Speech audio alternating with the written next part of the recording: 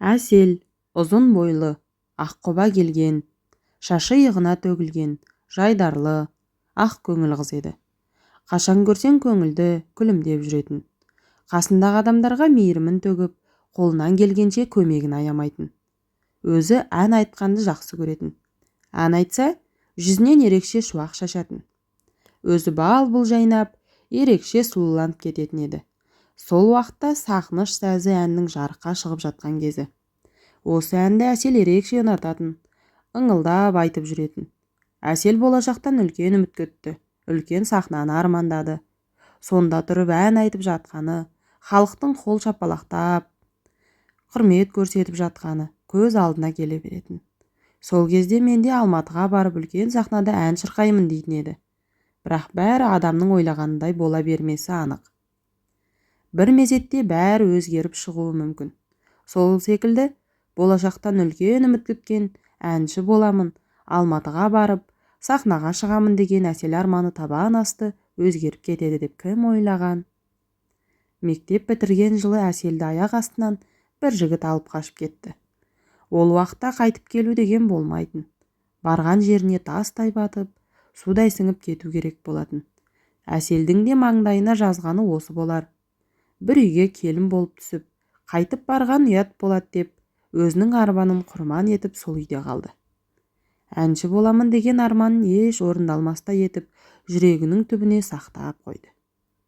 Әсел барған жерін бақытты қыламын деп сол үйдің отымен кіріп, күлмен шығып жүрді. Алайда Әселдің жолдасы жақсы жігіт болып шықпады.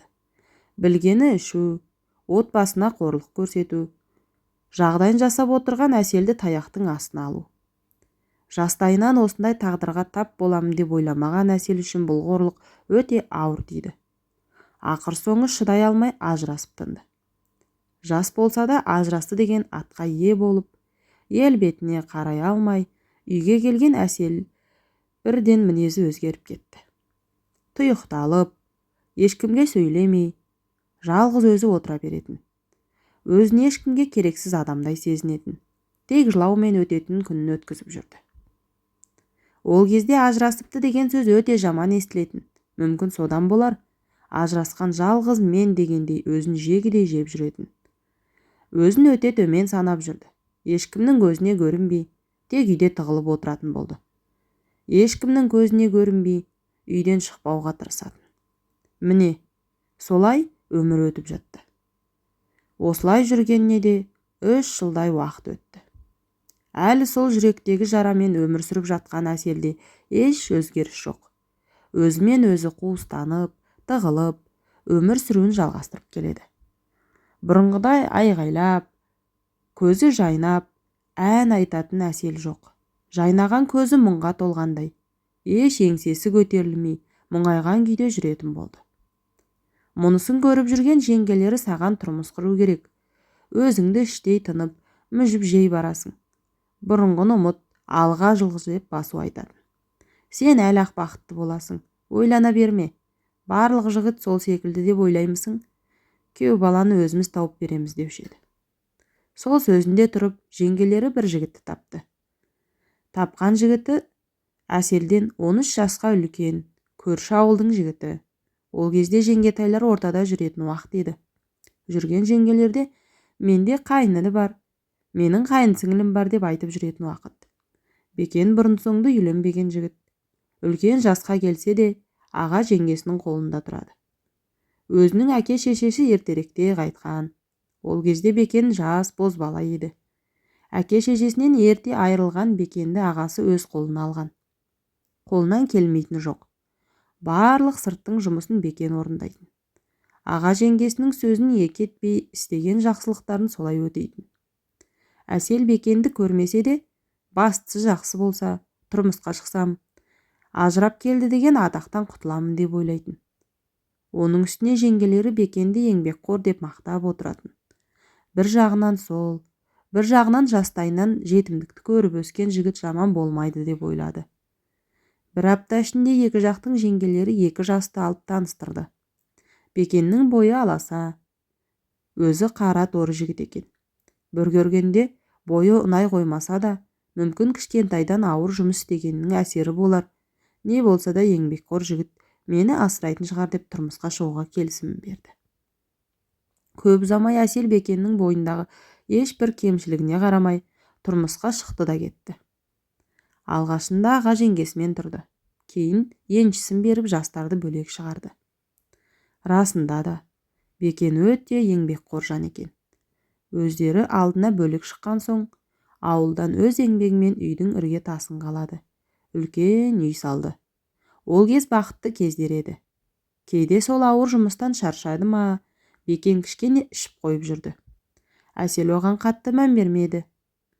Кейін келе Бекен көбірек ішкісі келіп тұратын болды. Таңертең үйден сау кетіп, кешкісін сылқия араққа тойып келетін болды.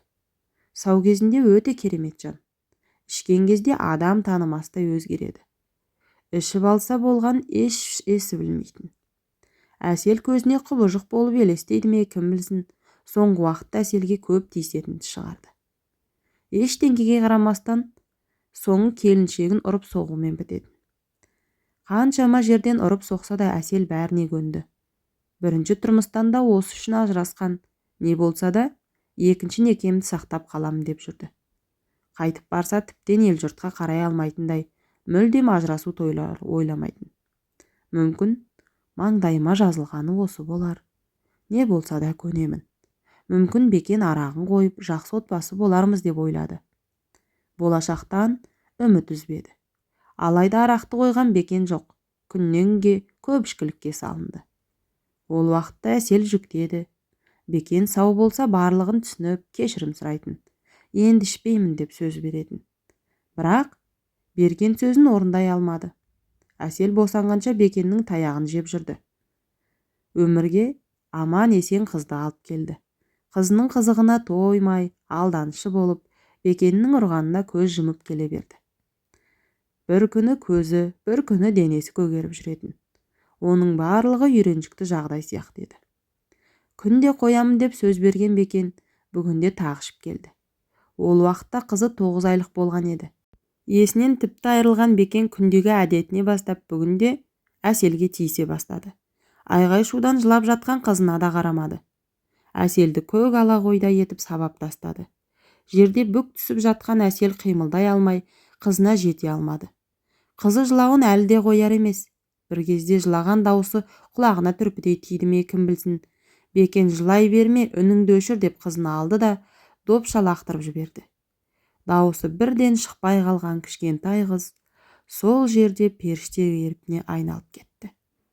Міне, солай Бекен өзінің туған қызын өлтіріп тынды. Әсел қызынан айырылып, мүлдем ішінен тынды. Уақыт өтіп жатты, еш өзіне келер емес. Іш дейтін атын. Біреуге ақтарылып ішкі сырын айтпайтын. Соңғы кезде отырысқа барса, мен ән айтайыншы деп сұранатын болды. Қай отырысқа барса да, сағыныш сәзі әнін айтатын. Көзінен еріксіз моншақтап жас аға беретін. Ішіндегі бүкіл қайғы мұңы сол әнмен шығып жатқандай. Тағы уақыт өте берді. Бұл уақытта Бекен арақты қойған. Оқыс жағдайдан кейін өз істегеніне өкініп, Әселден кешірім сұрап, енді ішпеймін деп уәде берген. Сол сөзінде тұрып аузына арақты алмай жүрді. Қызынан айырылу Әселге қатты қиынға соққан. Олсыз өмір сүре алмайтындай болды. Сондықтан екінші баласын көтеріп алданышы деді. Ол кезде ішіндегі баласы 7 айлық еді. Бекен екеуі жақсы өмір сүріп жатты. Ішпесе тіпті тиіспейтін. Сол күні көрші келіншек құдайы тамақ беретін болды. Бүкіл ауылдың келіншектері барып көмектесті. Іші домаланып жүрсе де Әсел бауырсақ пісіріп, дастархан жасап жүрді. Барлығын дайындап болған соң Әсел Бекенді ертіп келемін деп үйіне кетті. Қазір келемін деген Әсел сол кеткеннен ұзақ уақытқа кетті. Бір уақытта ауылдың бір баласы жүгіріп, құран болып жатқан жерге Мейірбекені іздеп келді. Барлығы енді дастарханға жайғасып жатқаны сол. Не болып қалды деп балаға таңырқап тұр. Анда Әсел жеңге ауырып қалды деді. Жанашыр көрші құрбылары жүгіріп сонда барды. Ішке кіргеннен үйден бәрі қанға малынған. Жерде бүк түсіп Әсел жатыр. Бір бұрышта мас күйінде Бекен отыр. Қорқып кеткен медбике жүгіріп Әселдің қасына барды. Жоқ, тірі екен. Бірақ астынан қан сауғалап жатыр. Көмектесіңдер деген медбике Әселді тезірек жедел жәрдемге жатқызып, аудан орталығына барды. Бірақ бәрі кеш. Бұл баласынан да 7 айында айырылып қалды. Баласынан ғана емес, ана болу бақытынан да айырылды. Бүкіл өмірі тоқтап қалғандай сезімде болды. Ішінен тынып, жанын жегідей жеп барады. Амал жоқ, тірі адам кеудесінде жүрегі соғып тұрған соң, сүйретіліп болса да алға жылжи береді. Бірақ сол соққыдан кейін Бекенмен тұра алмайтынын, мүлдем көргісі келмейтінін білді. Ауруханадан кейін үйіне сол күйі оралмады. Бөлек кетті. Уақыт сырғып өте берді. Не қасында бала жоқ, не басқа жақыны жоқ, кім үшін өмір сүріп жатқанын білмейді. Аудан орталығына келіп жұмысқа тұрды. Онда да дым қызық жоқ, тек алданыш үшін істеп жүрді. Жұмыспен үйдің ортасында жүре берді. Жұмыста қызметтестермен кішкене көңілі ауланып, үйге келсе қайтадан қараңғылық басатын. Соңғы кезде жалғыз өзі үйден де қорқатын болды. Тіпті жұмыстан қайтпай, сонда отыра бергісі келетін. Ойын неше түрлі ой мазалайтын, жалғыз қалып кететін сияқты болып тұратын. Әбден ойын үрей басқан Әсел бұл жолы еш ойланбастан, жасы өзінен едәуір үлкен кісіге тұрмысқа шықты.